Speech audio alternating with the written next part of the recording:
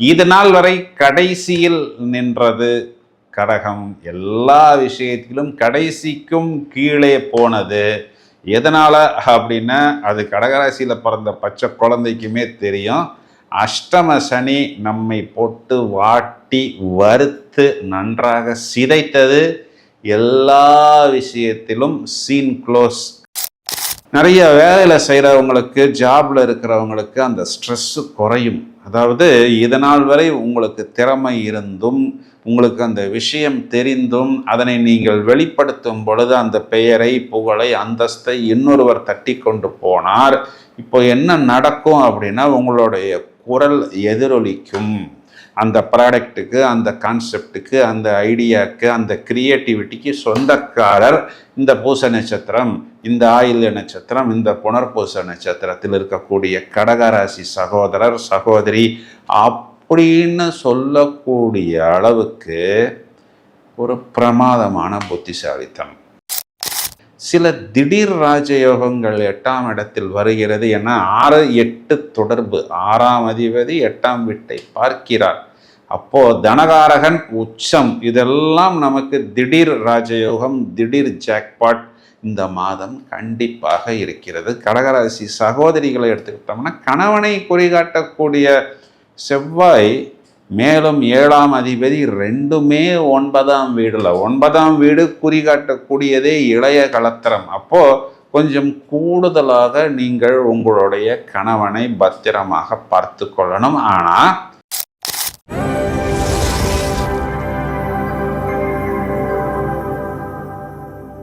Hello friends, நாம் ஆர்வத்துடன் எதிர்பார்த்து காத்திருக்கக்கூடிய ஏப்ரல் 2026க்கு உண்டான பலன்களை விளக்கமாக காண இருக்கிறோம். ரொம்பவும் சுவாரஸ்யமான பலன்கள். செவ்வாய் சனி சேர்க்கை. சுக்கிரன் சொந்த வீட்டை பார்க்க போகிறார். பிறகு சொந்த வீட்டிலே அமரப் போகிறார்.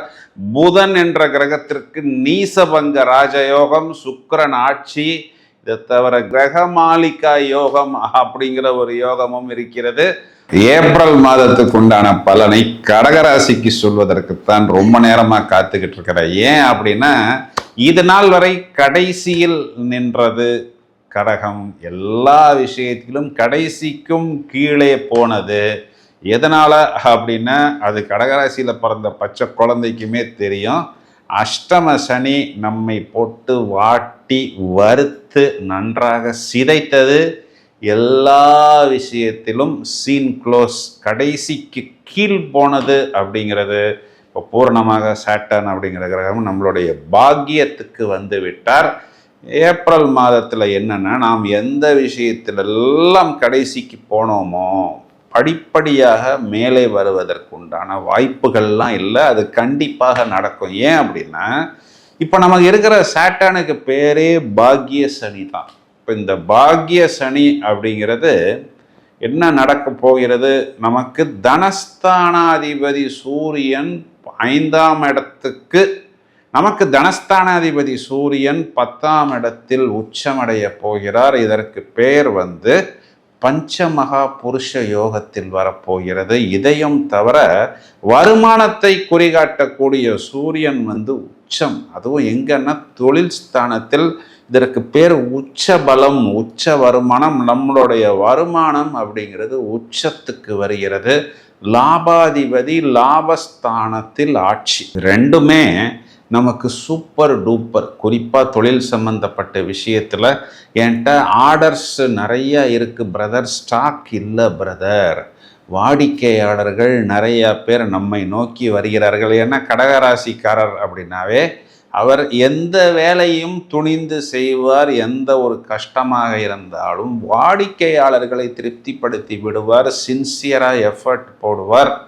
அப்படிங்கிறது வாடிக்கையாளருக்கு நன்றாக தெரியும். அப்போது உங்களை நோக்கி நிறைய வாடிக்கையாளர்கள், கஸ்டமர்கள், கிளைண்ட்டுகள் வந்து கொண்டிருப்பார்கள். எப்படின்னா, நீங்கள் கதவை மூடி வைத்திருந்தாலும் கதவை தட்டி கொண்டு உள்ளே வருவார்கள். அப்போ அவர்களை திருப்திப்படுத்துவதற்கு தேவையான ப்ராடக்ட்டு, ஐட்டமு, இல்லைன்னா உங்களுடைய customer care, sales staff, machineries, tools, உங்களுடைய சரக்குகள் எல்லாம் வழக்கத்தை விட நீங்கள் இந்த மாதம் கூடுதலாக வைத்து கொள்ளுங்கள் அப்படிங்கிறத நாம் கேரண்டியாக சொல்ல முடியும்.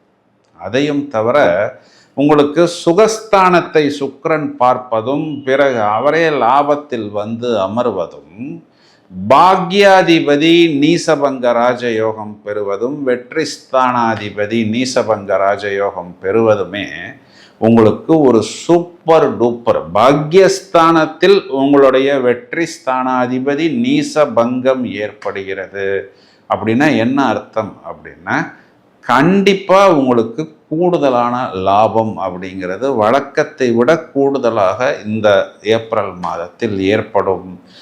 நிறைய வேலையில் செய்கிறவங்களுக்கு, ஜாபில் இருக்கிறவங்களுக்கு அந்த ஸ்ட்ரெஸ்ஸு குறையும். அதாவது இதனால் வரை உங்களுக்கு திறமை இருந்தும் உங்களுக்கு அந்த விஷயம் தெரிந்தும் அதனை நீங்கள் வெளிப்படுத்தும் பொழுது அந்த பெயரை, புகழை, அந்தஸ்தை இன்னொருவர் தட்டி கொண்டு போனார். இப்போ என்ன நடக்கும் அப்படின்னா உங்களுடைய குரல் எதிரொலிக்கும்.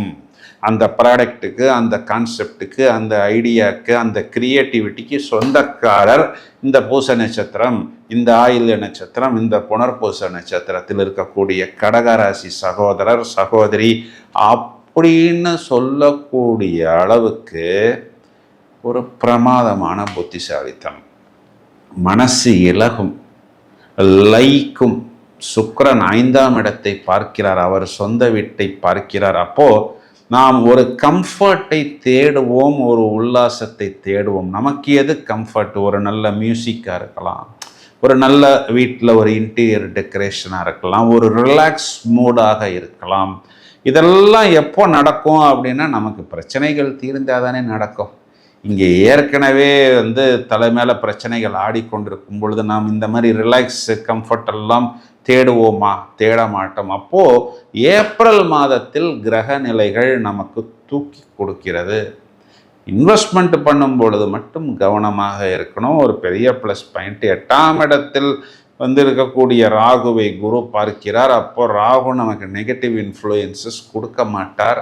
சில திடீர் ராஜயோகங்கள் 8ஆம் இடத்தில் வருகிறது. ஏன்னா 6, 8 தொடர்பு, 6ஆம் அதிபதி 8ஆம் வீட்டை பார்க்கிறார்.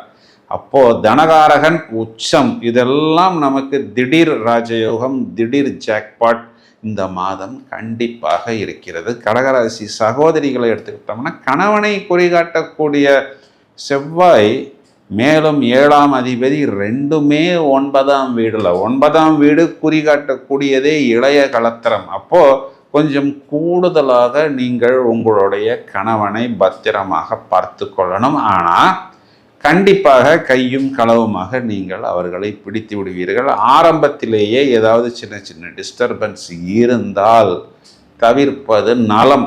ஏன்னா இந்த நேரத்தில் உங்களுக்கு சுக்கிரன் சொந்த வீட்டில் 20 தேதியில் அமர்கிறார். இதையும் தவிர உங்களுடைய கணவனுக்கும் உங்களுடைய சகோதரனுக்கும் இந்த இடத்துல சனி செவ்வாய் சேர்க்கை சின்ன சின்ன ஏதாவது கருத்து வேறுபாடுகளை ஏற்படுத்தும். முடிந்தவரை இவர்கள் சேர்வதை, இவர்கள் பார்ப்பதை, இவர்கள் பேசுவதை நீங்கள் அப்படியே நாசுக்காக தள்ளி போடுவது புத்திசாலித்தனம். குழந்தைகளை எடுத்துக்கிட்டோம் அப்படின்னா கண்டிப்பாக ஒரு நல்ல உச்சத்தை தொடுவார்கள். குறிப்பாக யாரெல்லாம் அரசாங்கத்திலேருந்து எங்களுக்கு பெனிஃபிட் வரணும், அரசாங்க ஜாபுக்கு எதிர்பார்த்து காத்துக்கிட்டு இருக்கிறோம், என்ட்ரன்ஸ் எக்ஸாம் எழுத போகிறோம் அப்படின்லாம் சொல்கிறவங்களுக்கு ஒரு பிரமாதமான ப்ளஸ் பாயிண்ட்டாக இந்த சித்திரை மாதத்தில் குறிப்பாக சூரியன் உச்சமடையக்கூடிய காலகட்டங்களில் எடுத்துக்கொள்ளலாம். வயதில் மூத்த நபர்களுக்கு நான் ஏற்கனவே சொன்ன மாதிரி ஒரு ரிலாக்ஸ் மோடு அப்படிங்கிறது இந்த மாதத்தில் இருக்கிறது. அது இடம், பூமி, சொத்துக்கள், குழந்தைகள், டெபாசிட்ஸ், அரசாங்கத்திலிருந்து வர வேண்டிய செட்டில்மெண்ட், இதெல்லாம் இவர்களுக்கு கண்டிப்பாக வரும் அப்படிங்கிறது தான் நிதர்சனமான உண்மை. கவனமாக இருக்க வேண்டியது ஒரே ஒரு விஷயந்தான். ஏதாவது ஒரு இன்வெஸ்ட்மெண்ட் பண்ணுறோம், அது ஒரு ப்ரெஷியஸ் மெட்டலாக இருக்கலாம், இல்லை கோல்டாக இருக்கலாம், இல்லை இடம் பூமியாக இருக்கலாம், இல்லை சிட் ஸ்கீம், எம்எல்எம், இப்போல்லாம் ஏதேதோ கரன்சின்லாம் சொல்கிறாங்க. அதில் பாதி பேரே எனக்கு என்னன்னு தெரிய மாட்டேங்குது. இந்த மாதிரி முதலீடுகளாக இருந்தால் அது சம்பந்தப்பட்ட குரு, மென்டார், இல்லைன்னா அது சம்பந்தப்பட்ட ஒரு நல்ல ஒரு எக்ஸ்பர்ட் கன்சல்டன்சி, அவருக்கு ஏதாவது ஒரு சின்ன ஃபீஸாவது கொடுத்த பிறகு அந்த ஒரு இன்வெஸ்ட்மெண்ட் பண்ணலாமா அப்படிங்கிறதை நீங்கள் புத்திசாலித்தனமாக குருமுகமாக தெரிந்து கொண்டு களத்தில் இறங்குவது பெஸ்ட் அப்படிங்கிற மாதிரி எடுத்துக்கொள்ளலாம். இப்போ நம்ம இவ்வளவு நேரம் பார்த்த இந்த பலன்களுக்கு உண்டான கிரக நிலைகளை எடுத்துக்கொண்டால், ஏப்ரல் மாதம் 2ஆம் தேதி செவ்வாய் மீனராசி மண்டலம், இந்த மாதம் முழுவதுமே ஏப்ரல் 11 புதன் மீனராசி மண்டலத்துக்குள் வந்து நீசபங்க ராஜயோகம், புதன் குரு பரிவர்த்தனை. ஏப்ரல் மாதம் 14ஆம் தேதி தமிழ் மாதம் சித்திரை, தமிழ் வருட பிறப்பு, சூரியன் மேஷ மண்டலத்தில் ஆட்சி, சூரியன் மேஷ மண்டலத்தில் உச்சபலம் பெறுகிறார். 19/4 இந்த சுக்கிரன் என்ற கிரகம் ரிஷபத்துக்கு வந்து சொந்த வீட்டில் ஆட்சி பெறுகிறார். அது நாள் வரை மேஷத்திலிருந்து அவர் தனது சொந்த வீடான துலாத்தை பார்த்து கொண்டிருக்கிறார். சந்திரன் கடகத்தில் வரும் பொழுது வரிசையாக கிரகமாளிகா யோகம் என்ற ஒரு ராஜயோகம் ஏற்படுகிறது. இதில் மெயினான விஷயம் என்னன்னு பார்த்தோம்னா, இந்த செவ்வாய் சனி சேர்க்கை அப்படிங்கிறது ஜோதிடத்தில் ஒரு விரும்பத்தகாத சேர்க்கை. எதனால அப்படின்னா, இந்த ரெண்டுமே ஒரு டான் கிரகங்கள், ரெண்டுமே ஒரு மாதிரி முரட்டு சுபாவம் நிறைந்த கிரகம். இந்த 2 கிரகங்கள் சேர்ந்தாலும் பார்த்தாலும் ஜோதிடத்தில் இது ஒரு விபத்துன்னு தான் சொல்லப்படுகிறது. ஏன் அப்படின்னா, சனி வீட்டில் செவ்வாய் உச்சம், சனி வீட்டில் செவ்வாய் சமம் என்ற அந்தஸ்து பெறுகிறது. செவ்வாய் வீட்டில் சனி என்ற கிரகத்திற்கு நீசம், நீச்சன், டெபிலிட்டேட்டட் பர்சன் அப்படிங்கிற ஒரு அமைப்பு வருகிறது. அப்போ சாட்டானுக்கு வந்து என்னன்னா, செவ்வாயை பொறுத்தவரை நீனும் என்னை போல் ஒரு அசுப கிரகம் தான், உன்னை போய் தளபதி, கமாண்டோ, சேனாதிபதி, படைத்தலைவன், போர் வீரன் இப்படியெல்லாம் சொல்கிறாங்க, ஆனால் என்னை போய் நீஜன்னு சொல்கிறாங்களே அப்படிங்கிற ஒரு கோபம் இருந்து கொண்டு தான் இருக்கிறது. வாய்ப்பு கிடைக்கும் பொழுது இந்த சாட்டான் என்ன பண்ணுவாருன்னா, செவ்வாயை சேர்ந்தாலோ செவ்வாயை பார்த்தாலோ விபத்தை ஏற்படுத்தி விடுவார்.